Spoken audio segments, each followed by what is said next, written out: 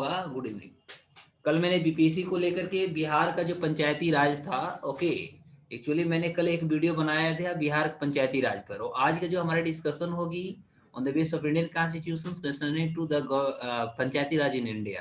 यानी भारत में यदि पंचायती राज की बात करें तो पंचायती राज भारत में आने की क्या प्रोसीजर है, कैसे कैसे है, कौन से संविधान का हमारा जो आर्टिकल्स है इसमें क्या क्या है, कौन सी इसमें अनुसूची होती है, कितने पार्ट्स हैं, ये सारे गतिविधियों को आज हम लोग डिस्कस करेंगे। तो ये आज का हमारा जो टॉपिक है पंचायती राज इन इंडिया है। लास्ट जो मैंने दिया, जिनको खास तौर पर जो बीपीएससी देने जा रहे हैं, बीपीएससी के लिए जो हमारा एक स्पेशल है पंचायती राज इन बिहार यानी स्टेट का जो पैकेज है, उस पर हमने कल जो वीडियो बना दिया, आई थिंक 40 या 42 मिनट का होगा, तो सारे को आप लोग देख लीजिएगा। तो अब हम लोग अपने टॉपिक को शुरू करते हैं, पंचायती राज, ठीक है, और this is our central point, okay. तो सबसे पहले first we have to know something concerning to Panchayati Raj, ठीक है। तो सबसे पहले पंचायती राज को लेकर के यदि देखा जाए तो एक भारत में सबसे पहले इन 1957 में 1957 में एक कमेटी बनी थी, okay. In 1957 there was a committee constituted in India under the leadership या chairmanship of, point must be noted, okay, तो अंदर the chairmanship of Mister Balwant Rai Mehta.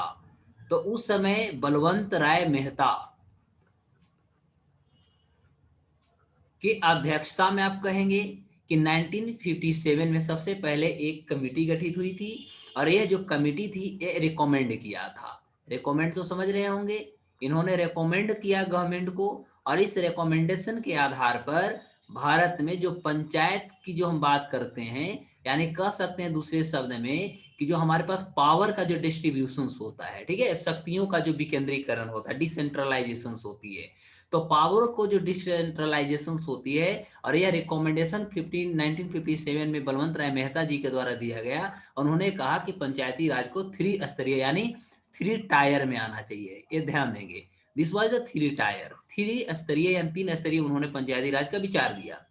सबसे पहला जो था वह ग्राम पंचायत था, ग्राम पंचायत।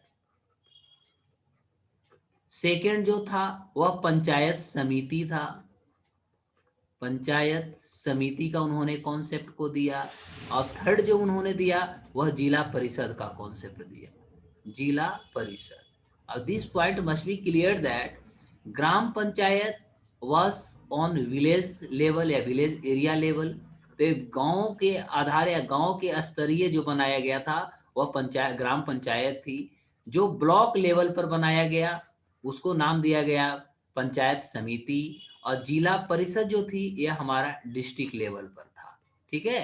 तो इस आधार पर मुख्य रूप से भारत में जो पंचायती राज की विचार थी वह सबसे पहले बलवंत राय मेहता जी के द्वारा 1957 की जो कमेटी थी इस कमेटी पर दिया गया। उसके बाद आप अशोक मेहता के भी कमेटी को देखिएगा, आगे हम लोग बात करेंगे।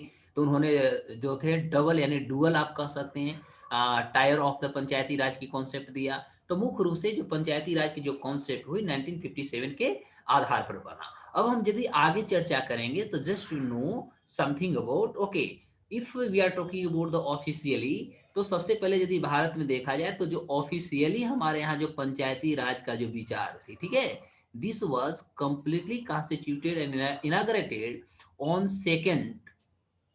2 अक्टूबर 1959। यानी भारत में 2 अक्टूबर 1959 को जो पंचायती राज की जो मुख्य जो ऑफिशियली विचार थी, this was inaugurated by Pandit Jawaharlal Nehru. यानी हम दूसरे शब्द में कह सकते हैं by Mister Nehru. He was the first prime minister of India, Bharat के फर्स्ट पीएम थे। और he inaugurated Panchayati Raj in India in Nagaur. Nagaur के नाम आप सुने होंगे, ठीक है, नागौर जो राजस्थान में है और यह एक डिस्ट्रिक्ट है। तो सबसे पहले भारत में पंचायती राज की जो स्थापना हुई वो पंडित जवाहरलाल नेहरू के द्वारा 2 अक्टूबर 1959 को राजस्थान के नागौर डिस्ट्रिक्ट में किया गया। अब हम बात करेंगे कि पंचायती टू द पॉइंट में बात कर रहा हूँ आपके बीपीएससी को लेकर के। अब यदि बात करते हैं ऑफिशियली हो गई, अब भारत में जो क्वेश्चन है यस क्या क्वेश्चन है?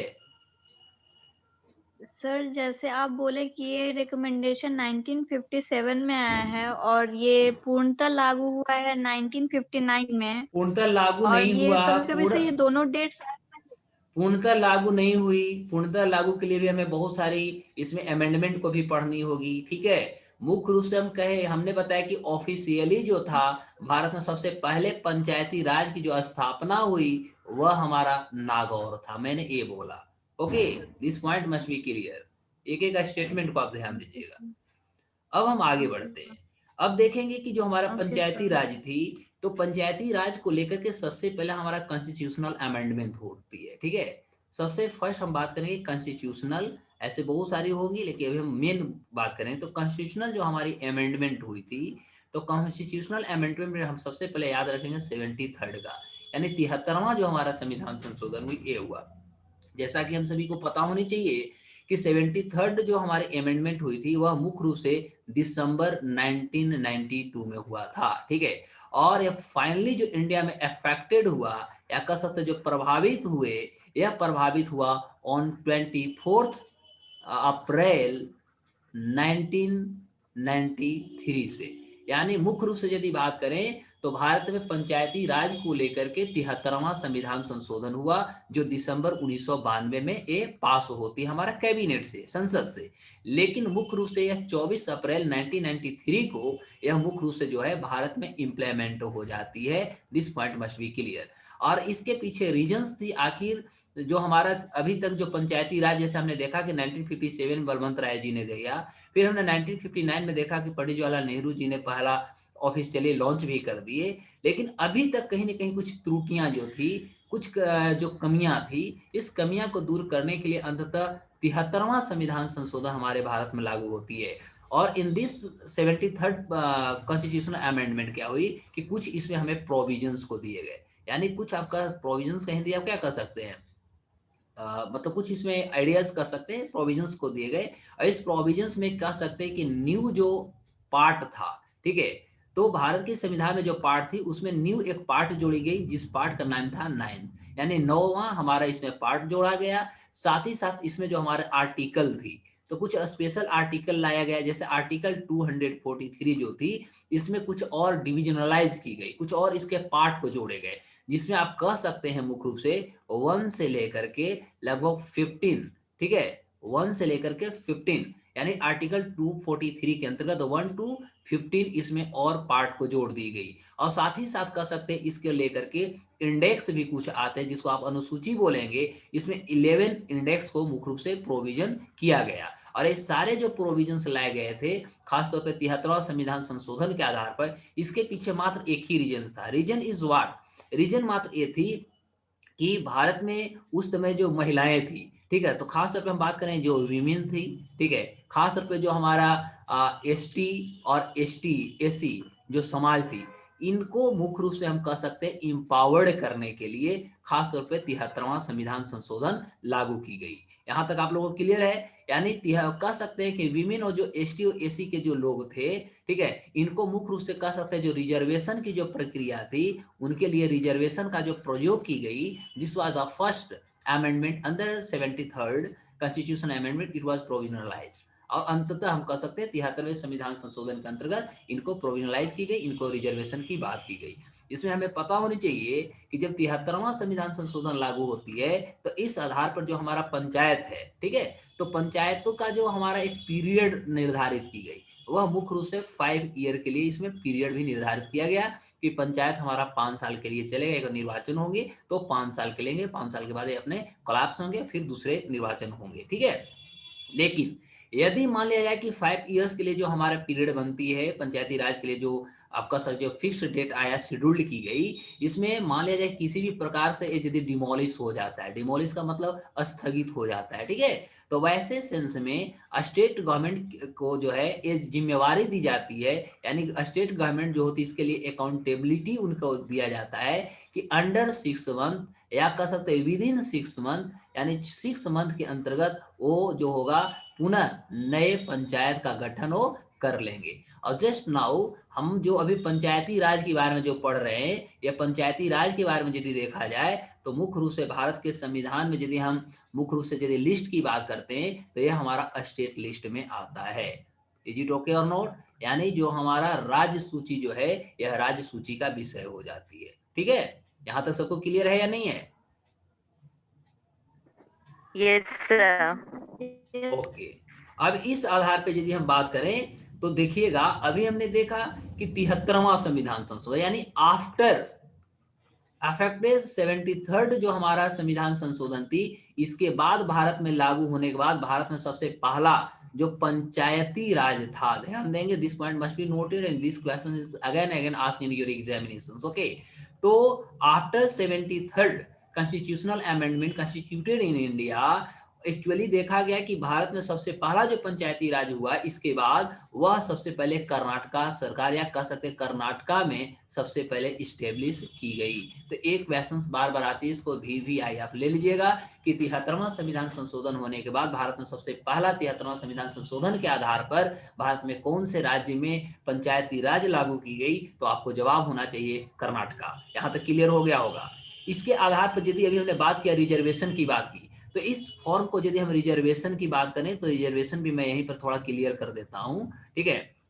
यदि रिजर्वेशन की बात करें, आरक्षण की बात करें, तो सबसे पहले हमने देखा 73वां संविधान संशोधन में खास कर विमेन जो थे, शेड्यूल ट्राइब और जो शेड्यूल कास्ट के लोग थे, उनको रिजर्वेशन की बात यहाँ पर की गई। लेकिन रिजर्वेशन को लेकर के हम यदि बात करें तो इंडियन कॉन्स्टिट्यूशन के यदि हम आर्टिकल 243 का डी की यदि हम चर्चा करें, यानी आर्टिकल 243 के डी की चर्चा करें, तो ये जो होती है मुख्य रूप से रिकमेंड करती है, प्रोविजन देती है कि महिलाओं के लिए उस समय हमने देखा कि अकॉर्डिंग टू 73rd जो हमारा अमेंडमेंट थी, उसमें महिलाओं को जो था 33% रिजर्वेशन दी गई थी, खासतौर पे पंचायत में, ठीक है। यानी 33% सीट वो completely reserve for women. Is it okay? But what happened, अंततः हम देखते हैं कि अगस्त 2009 में, अगस्त 2009 में एक और हमारा प्रोविजन होता है कि bill was completely passed, try to understand, bill was passed by cabinet. यानी अंततः हमने देखा कि अगस्त 2009 में एक बिल पास होती है हमारा कैबिनेट से, और ये बिल पास होने के बाद जो 33% रिजर्वेशन की जो क्राइटेरिया थी पंचायत में, इसे बढ़ा करके 50% कर दिया गया। तो जो 50% कर दी गई, आपसे एग्जाम में पूछेगा कि कब हुआ, तो आप याद रखेंगे अगस्त 2009 के नए जो बिल आया, उस आधार पर महिलाओं को खासतौर पर पंचायती राज में जो 33% रिजर्वेशन थी, इसे बढ़ा करके 50% कर दिया गया। और इस आधार पे देखेंगे तो सबसे पहला इसमें हमारा बिहार, उसके बाद हिमाचल प्रदेश, हिमाचल प्रदेश, उसके बाद देखेंगे आप मध्य प्रदेश, उसके बाद उत्तराखंड। ये 4 ऐसे राज्य थे जो अगस्त 2009 में न्यू प्रोविजंस ऑफ पास जो बिल हुई थी, उस आधार पर महिलाओं को अपने पंचायती राज में कर सकते हैं, पंचायती जो इंस्टीट्यूशंस है उसमें कर सकते हैं, 50% इन्होंने रिजर्व सीट कर दिया। जिसमें भारत के सबसे फर्स्ट जो राज्य थी, स्टेट थी, this was mister Bihar, and this was completely vested by our then chief minister of Bihar mister Nitish Kumar. तो बिहार में हम कह सकते हैं कि बिहार प्रथम ऐसा राज्य भारत का बनता है जिन्होंने महिलाओं को 33 से बढ़ा करके 50% जो रिजर्वेशन था इन्होंने दे दिया। और उस समय बिहार के मुख्यमंत्री कौन थे? नीतीश कुमार जी। यहां तक सबको क्लियर है या नहीं है? Is it okay? Yes, sir. Okay, अब हमारा क्वेश्चंस कुछ होंगे कि डिफरेंट स्टेट्स, हमारे भारत में जितने भी स्टेट्स हैं, different states have different level या कह सकते हैं tyres of Panchayati Raj.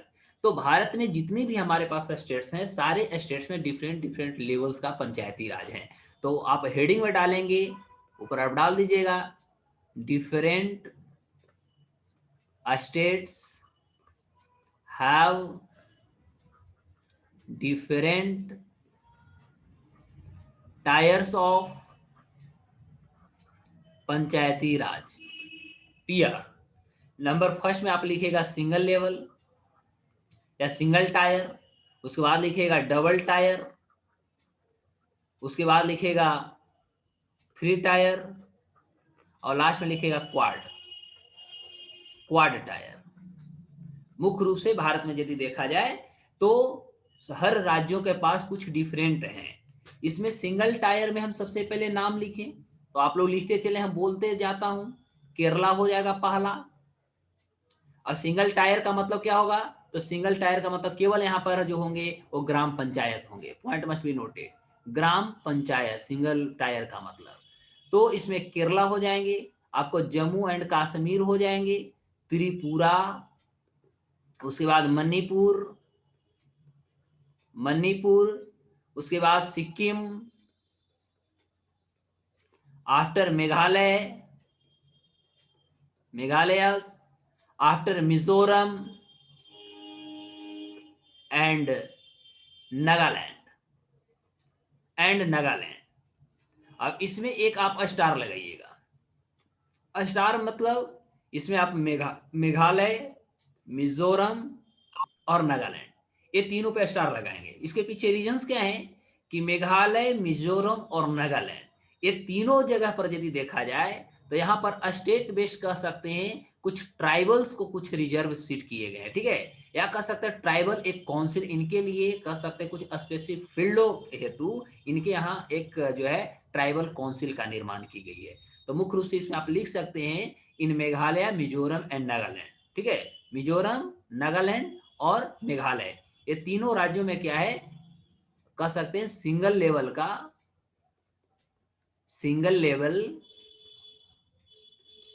Tribal council established, यानी यहां पर सिंगल लेवल का एक ट्राइबल काउंसिल का इन तीनों राज्यों में निर्माण की गई है। ये स्पेसिफाइड है, आपको एग्जाम में पूछा जा सकता है कि जनजातियों को लेकर के कहां पर काउंसिल निर्माण की गई है, तो ये पूरे में हमारा मेघालय, मिजोरम और नागालैंड आ जाएगा। डुअल में अब देखते हैं डुअल में कौन कौन होंगे। तो डुअल का मतलब क्या होगा, ग्राम पंचायत। डुअल में देखें तो ग्राम पंचायत होगा, और दूसरा जो होगा वो पंचायत समिति होगा, पंचायत समिति हो जाएंगे। तो डुअल वाले फॉर्म में आप लिखेंगे कौन कौन है, असम, उसके बाद लिखेंगे मध्य प्रदेश, एमपी, आफ्टर कर्नाटका, फिर लिखेंगे ओडिशा, हरियाणा, दिल्ली एंड पुडुचेरी, ये सारे के पास डुअल फॉर्म है। ट्री लेवल या ट्री टायर की देखिएगा, थ्री टायर में देखिएगा, तो थ्री टायर में क्या हो जाएंगे, ग्राम पंचायत भी हो जाएंगे, ग्राम पंचायत, उसके बाद पंचायत समिति हो जाएंगे, और उसके बाद जिला पार्षद हो जाएगा, यानी यहाँ पर तीनों हो जाएंगे, जिसमें हमारा बिहार भी है। इसमें लिख लीजिएगा बिहार, यूपी,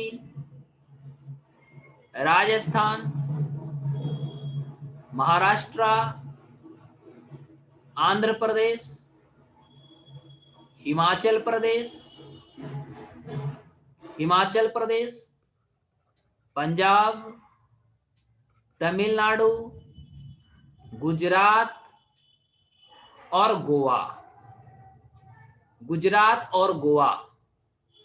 गोवा जो हमने लिखा, गोवा में आप डबल स्टार लगाइएगा, एग्जाम के लिए बहुत इंपॉर्टेंट है। इसके पीछे रीजंस है, गोवा ग्राम पंचायत, तालुक परिषद तथा जिला परिषद, यहाँ पर तीनों है, याद रखेंगे। गोवा की यदि बात करें तो यहाँ पर पहला तो ग्राम पंचायत, उसके बाद देख सकते हैं यहाँ पर तालुका काउंसिल है, तालुका काउंसिल, और थर्ड इसमें जो है वह जिला परिषद यानी डिस्ट्रिक्ट काउंसिल भी है, जिला काउंसिल भी है। तो इसमें आप डबल स्टार लगा लीजिएगा। क्वाड जो टायर्स है, इसमें मात्र जो हमारा होगा वह पश्चिम बंगाल होगा, ओनली पश्चिम बंगाल, वेस्ट बंगाल। अब बात होगी कि पश्चिम बंगाल में हमारा क्या क्या है, तो लिखिएगा सबसे पहले इसमें तो सबसे पहला हमारा ग्राम पंचायत हो ही जाएगा, तो ग्राम पंचायत हो जाएंगे। उसके बाद अंचल पंचायत होता है, यहाँ एक अंचल पंचायत। थर्ड जो होता है इसमें आंचलिक परिषद,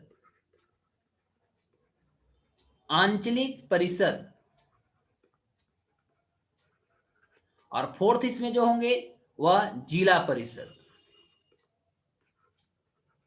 परिषद। इस तरह से यदि देखा जाए तो भारत में जो डिफरेंट राज्य हैं, वो डिफरेंट राज्यों के पास different tiers of administration of the पंचायती राज है। ऑल गॉट क्लियर और नॉट, सभी को यहां तक स्पष्ट हो गई है? सर अरुणाचल प्रदेश में नहीं है क्या?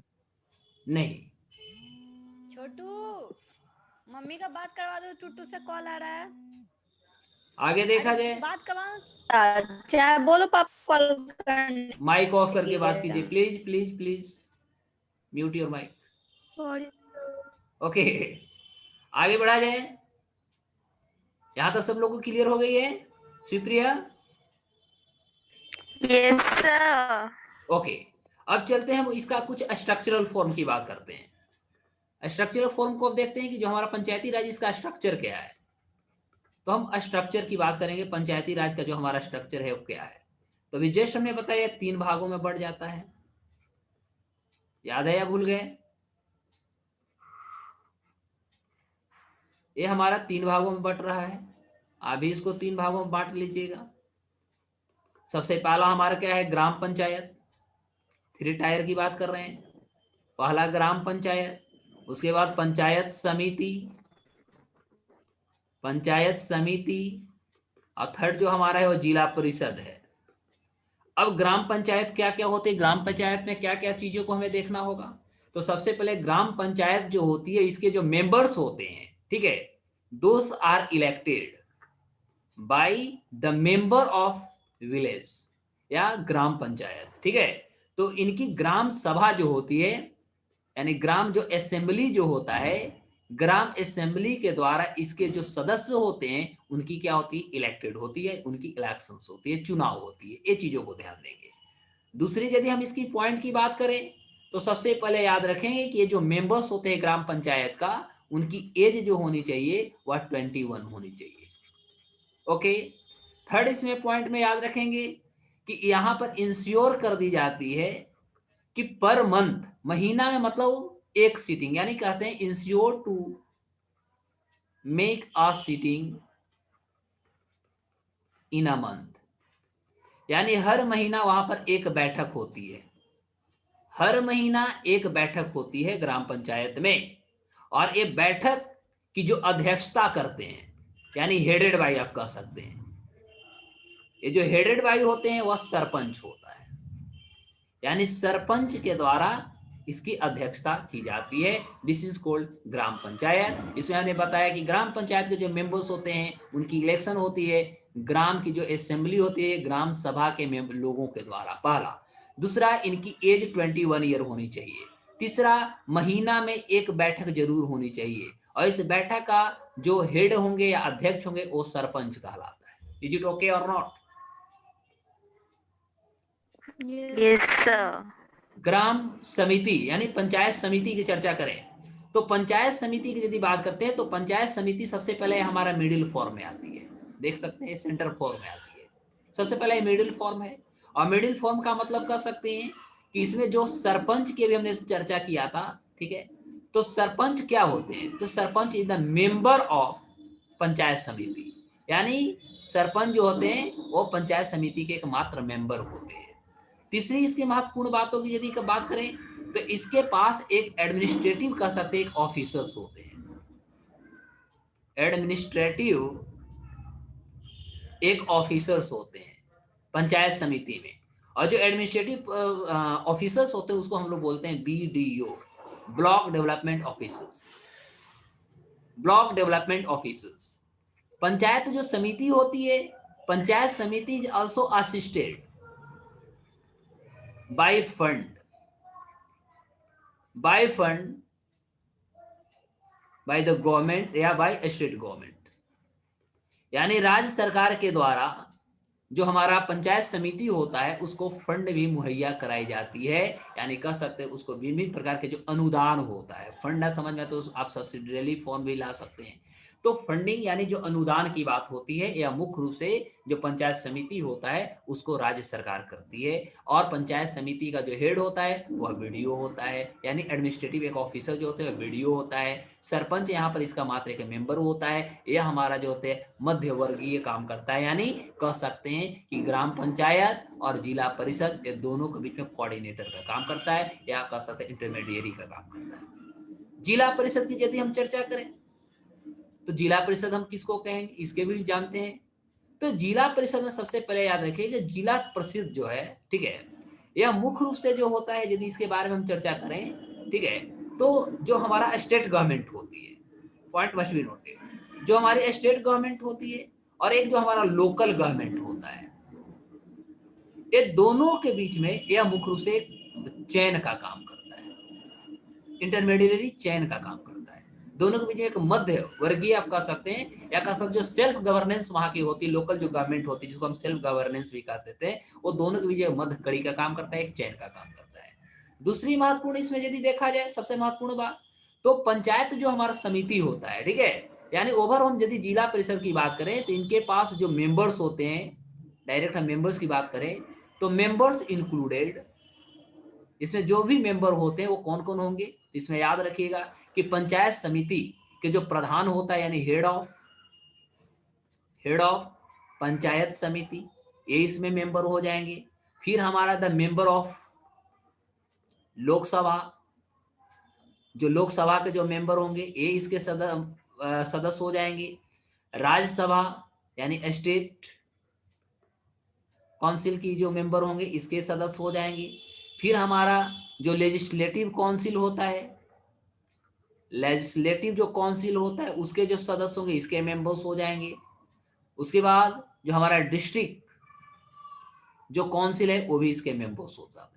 Those are the members of zila parishad, ये सारे जिला परिषद के मेंबर होते हैं। और ये सारे में सबसे महत्वपूर्ण बात, शशांक प्रसाद गुप्ता आप सभी से है, गैलेक्सी, अच्छा स्वरांजलि भी जुड़ी हुई है, वाह कितने दिनों के बाद क्लास कर रही हैं, अच्छी बात है। शिवप्रिया आप बताएंगे कि जो यस जैसे सर। जैसे राज्य में एक हमारा जो होता है वो इलेक्शन कमीशन होता है, एक तो हमारा ईसीआई होता ही है, इलेक्शन कमीशन ऑफ इंडिया, लेकिन right state sir. Election commission होता है। तो जो स्टेट इलेक्शन कमीशन होता है, स्टेट इलेक्शन कमीशन के जो कह सकते इस्टेब्लिशमेंट होती है, वह इस्टेब्लिशमेंट कैसे होती है, कोई बता सकते हैं? State election commission, sir election commission ही करते होंगे, इलेक्शन कमीशन ऑफ इंडिया। नहीं, अब हम देखते हैं कि जो अभी हमने पढ़ा 73rd जो हमारा कॉन्स्टिट्यूशनल जो अमेंडमेंट थी, तो 73rd कॉन्स्टिट्यूशनल अमेंडमेंट के आधार पर, यानी इसकी हम बेस को लेंगे, और इस बेस पर जो हमने अभी आर्टिकल की बात जो चर्चा किया, आर्टिकल 243, तो आर्टिकल 243 का जो हमारा 11 हो जाएगा, ठीक है, उसमें हमने 15 टोटल पढ़ा था ना, 243 में 15 टोटल हमने पढ़ा था, उसमें जो 11 हमारा पार्ट हो जाएंगे, इसके आधार पर यह जो होती है अलाउ करती है, या कह सकते हैं यह मुख्य रूप से अधिकार देता है कि पंचायत के लिए, फॉर पंचायत, ठीक है, पंचायत के लिए एक हमारा स्टेट इलेक्शन कमीशन का गठन किया जाएगा। तो this point must B clear. तो ये जो था स्टेट इलेक्शन कमीशन का जो अधिकार दी गई थी, यह हमारा 73वां संविधान संशोधन के आर्टिकल 243 का 11 जो था, उन्होंने ये प्रोविजन दिया कि राज्य में जो निर्वाचन आयोग होगा उसकी नियुक्ति इसके आधार पर होगा। ये बहुत वीवीआई है, जैसा कि भी हमारे बिहार में इलेक्शन भी हुआ है, इसलिए और ज्यादा इंपॉर्टेंट हो जाती है, इस चीजों को आपको ध्यान देना होगा। Is it okay? अब इस आधार पर मैं आप लोगों को कुछ और डिफरेंट चीजों को बता रहा हूं। डिफरेंट चीज में सबसे महत्वपूर्ण क्या होगा कि भारत में जो पंचायती राज आई है, इस पंचायती राज के लिए भिन्न भिन्न प्रकार के हमारे यहाँ जो थी कमेटी का निर्माण हुआ, ठीक है, तथा अमेंडमेंट हुए। यानी हम डायरेक्ट लिख देते हैं डिफरेंट कमिटीज और अमेंडमेंट्स, डिफरेंट कमिटीज और अमेंडमेंट्स फॉर पंचायती राज। यानी पंचायती राज के लिए भारत में भिन्न भिन्न प्रकार के, याद रख लीजिएगा, एग्जाम में बार बार आती है, बहुत इंपॉर्टेंट है, इसे भी आप वीवीआई के श्रेणी में ही रखें तो ज्यादा अच्छा है, ठीक है। तो ये भी आपको बहुत इंपॉर्टेंट है, बार बार एग्जाम में कहता है कि कौन इसे हमारा जो है पंचायती राज से संबंधित है, कंसर्न है। तो सबसे पहला इसमें लिखिएगा बलवंत राय मेहता कमेटी, बलवंत राय मेहता कमेटी। तो बलवंत राय मेहता कमेटी का जो निर्माण हुई थी, स्टेब्लिश हुई थी, वो हमने देखा 1957 1957 में इसका स्थापना हुआ था, और इन्होंने उसी समय रिकमेंड किया था। दूसरा जो इसमें होगा वो लिख लीजिएगा Ashok Mehta committee, Ashok Mehta committee. Ashok Mehta committee was establish in 1977 1977 में इसका निर्माण किया गया था। थर्ड में लिखिएगा पीवीके, पीवी के राय कमेटी, पीवी के राय कमेटी, इसकी जो गठन इंडिया में हुई थी वो 1985 में हुआ था, 1985 में हुई थी। फोर्थ जो होगा वह L M Singhvi committee, L M Singhvi committee, Laxmi Mall Singhvi committee, जो कि पता होना चाहिए। लोकपाल हम लोग पढ़ते हैं, लोकपाल बिल जो अभी आया है, लोकपाल जो कॉन्सेप्ट है, लोकपाल जो वर्ड है, सबसे पहले भारत में इस्तेमाल करने वाले यही थे, लक्ष्मी माल सिंघवी। तो लक्ष्मी माल सिंघवी कमेटी जो बनी थी यह 1986 में बनी थी, 1986 में बना था। उसके बाद कुछ हम कॉन्स्टिट्यूशनल अमेंडमेंट को देखते हैं। तो मुख्य रूप से ये हमारे पास 4 जो कमेटी थी यह पंचायती राज को लेकर के बना था। उसके बाद जो महत्वपूर्ण आते हैं वो कुछ हमारे पास अमेंडमेंट आते हैं। उस अमेंडमेंट में सबसे पहला 64th अमेंडमेंट होता है। तो 64वां जो संविधान संशोधन हुआ यह मुख्य रूप से 1989 में हुआ, 1989 में हुई। छठा हमारा जो सबसे महत्वपूर्ण होता है वह हमारा 73rd अमेंडमेंट होती है, जिसपे अभी भी हमारा पंचायती राज चल रहा है, यह 1993। ऐसे तो ये पास हुआ था दिसंबर 1992 में, लेकिन हमने देखा कि इसका अप्लाई जो भारत में हुई वह 24 अप्रैल यानी 24 अप्रैल 1993 हुआ। इसलिए जो हमारा अमेंडमेंट या कह सकते जिस दिन से इंप्लीमेंट की गई उसी दिन से इसको इफेक्टेड माना गया, यानी कह सकते हैं 73rd जो हुआ वो 1993 में। इससे आप देखे होंगे यदि आप बीपीएससी के क्वेश्चन बनाए होंगे तो कितने बारे क्वेश्चन आए, ना केवल बीपीएससी में बल्कि यूपीएससी में भी आया हुआ है। इज इट ओके और नॉट? Yes sir.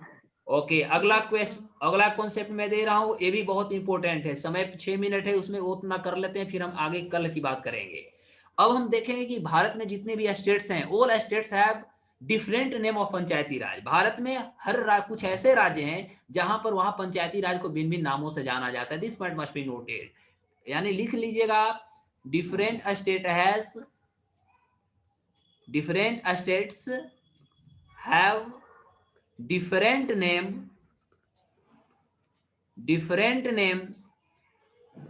of पंचायती राज। यानी भारत में डिफरेंट राज्यों में डिफरेंट नामों से हमारा पंचायती राज को जाना जाता है। अब वो कौन कौन है इसके बारे में चर्चा फटाफट हम करते हैं। जैसे आप लिख सकते हैं बिहार, महाराष्ट्र, पंजाब और राजस्थान। ये चारों जो राज्य हैं यहां पर मुख्य रूप से पंचायत समिति कहा जाता है, पंचायत समिति, ये चारों राज्यों में बोला जाता है। बिहार, महाराष्ट्र, पंजाब और राजस्थान, यहां पर पंचायत समिति बोला जाता है। आंध्र प्रदेश में इसको मंडल पंचायत बोला जाता है, मंडल पंचायत। और आपको पता होना चाहिए कि मंडल कमीशन भी बना था जब लालू जी यहाँ पर सीएम थे, और खास तौर पे ओबीसी का रिजर्वेशन को लेकर के बनाया गया था मंडल कमीशन, पता होनी चाहिए, खूब एग्जाम में पूछता है, ध्यान दीजिएगा कि रिजर्वेशन से था ओबीसी, क्रीमी लेयर, ठीक है। तो हमारा हो गया आंध्र प्रदेश। उसके बाद तमिलनाडु, तमिलनाडु में इसे हम पंचायत यूनियन के नाम से जानते हैं, पंचायत यूनियन के नाम से जानते हैं। पश्चिम बंगाल यानी वेस्ट बंगाल में आंचलिक परिषद के नाम से जानते हैं, आंचलिक काउंसिल यानी आंचलिक परिषद। आगे लिखिएगा असम, असम में जो इसका नाम है वह है आंचलक पंचायत, आंचलक पंचायत, आंचलक पंचायत। कर्नाटका, कर्नाटक में इसको कहते हैं पंचायत यूनियन काउंसिल। जो हिंदी वाले हैं वो लिखेंगे पंचायत संघ काउंसिल, काउंसिल का हिंदी क्या हो जाएगा, परिषद। कर्नाटक के बाद लिखिएगा मध्य प्रदेश, मध्य प्रदेश में जनपद बोला जाता है, जनपद पंचायत, जनपद पंचायत। और उसके बाद हमारा आता अरुणाचल प्रदेश, अभी कुछ लोग पूछ रहे थे, तो अरुणाचल प्रदेश का जो होता है वो अंचल समिति कहलाता है, अंचल समिति। तो these are the particular names which are differently named in India, known in India by different names. तो भारत में कुछ ऐसे राज्य हैं जिनके यहाँ पंचायती राज की यदि बात करें तो वहाँ की जो पंचायत, वहाँ की जो पंचायती या कह सकते जो लोकल लोकल जो एडमिनिस्ट्रेशन हैं वे सारे को डिफरेंट नाम से जाना जाता है। जैसा कि आप सामने देख सकते हैं, ये चीजों के एक बार एट अ ग्लैंस आप लोग देख लेंगे एग्जाम देने से पहले, एग्जाम हॉल में जाने से पहले, ये आपके लिए बहुत ज्यादा इंपॉर्टेंट हो जाएगा। और हम अब अभी पॉलिटी जो लगातार देंगे वो बीपीएससी को देखते हुए मैं ही पॉलिटी पढ़ाऊंगा। आगे बढ़ा जाए। All have written all? Yes sir. Thank you. अब देखेंगे तो अभी तक हमने देखा केवल पंचायत की बात करिए।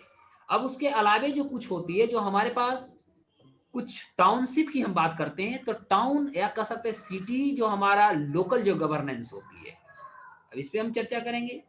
सिटी लोकल गवर्नेंस या एडमिनिस्ट्रेशन, यानी हिंदी में इसका क्या होगा, नगर स्थानीय सरकार, ये ना होगी, यानी नगर स्थानीय सरकार। तो जिस तरह से हमारा पंचायती राज को हमने देखा 3 भागों में बांटा गया है, ठीक उसी तरह हमारा जो सिटी लोकल जो गवर्नेंस है, इसको भी मुख्य रूप से 3 कैंड्स में बांटी या 3 टायर्स में बांटी गई है। ये चीजों को ध्यान देंगे। इस फॉर्म में यदि देखेंगे तो सबसे पहला हमारा जब 73वां संविधान संशोधन 1993 में आती है, उसके बाद 1 जून यानी 1 जून 1993, 1 जून 1993 से इफेक्टेड हमारा 74th कॉन्स्टिट्यूशनल अमेंडमेंट होती है, यानी 74वां संविधान संशोधन हमारे यहाँ ये प्रभावी होती है। ठीक है, और उस आधार पे कह सकते हैं कि भारत के संविधान में कुछ पॉइंट आउट किए गए, कुछ चीजों को जोड़े गए, और इसमें जो हमारा आर्टिकल 43 था, इसमें कुछ और पार्ट आप कह सकते हैं जोड़ दिए गए। ठीक है, इसमें जोड़ दिए गए मुख्य रूप से देखा जाए तो लगभग 16 से लेकर के आई थिंक 26 तक और इसमें जोड़ दिए गए, यानी 10 और इसमें जोड़ दिए गए। और इस आधार पे कह सकते हैं कि जो हमारे पास जो अर्बन लोकल जो गवर्नेंस होती है, तो अर्बन लोकल गवर्नेंस को भी और इनकरेज करने के लिए, बूस्टअप करने के लिए, सस्टेनेबल बनाने के लिए सरकार ने 74वां संविधान संशोधन के आधार पर खासतौर पे टाउनशिप के लिए भी लाया, जिसमें आप देख सकते हैं मुख्य रूप से जो हमारा नगर पालिका होता है, नगर निगम होता है। ठीक है, तो इस तरह के जो कॉन्सेप्ट लाए गए 74वां संविधान संशोधन के अंतर्गत लाए गए। तो 74वां संशोधन मुख्य रूप से जो थी, ये भी हमारा एसटी और एससी, ध्यान दीजिएगा, एसटी एससी के जो लोग थे, और इनको जो कह सकते हैं कि जो नगर में यानी जो टाउन में उनको जो अथॉरिटी नहीं दी जा रही थी, वो कहीं ना कहीं अपनी अथॉरिटी से डिप्राइव्ड थे, उनको बूस्टअप करने के लिए 74 जो कॉन्स्टिट्यूशनल जो अमेंडमेंट थी, यह मुख्य रूप से लाया गया।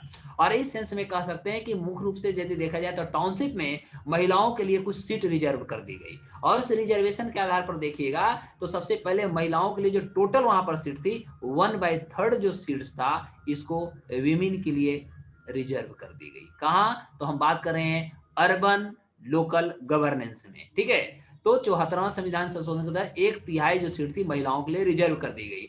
दूसरी इसमें सबसे महत्वपूर्ण बात है कि इसका भी 5 ईयर्स ही पीरियड रखा गया, जिस तरह से पंचायती राज में था। उसके अलावा यदि पंचायती राज में हमने देखा था कि यदि वो डिमोलिश होता है तो 6 मंथ में वो विद इन कर लेना है, यहाँ भी विद इन 6 मंथ ही रखा गया कि कर लेना है। इसके आगे वाला जो होगा हम लोग नेक्स्ट लेक्चर में क्लास को देखेंगे। इज इट ओके और नॉट? या आप थोड़ा जुड़ेंगे तो फिर से मैं पढ़ा लूंगा।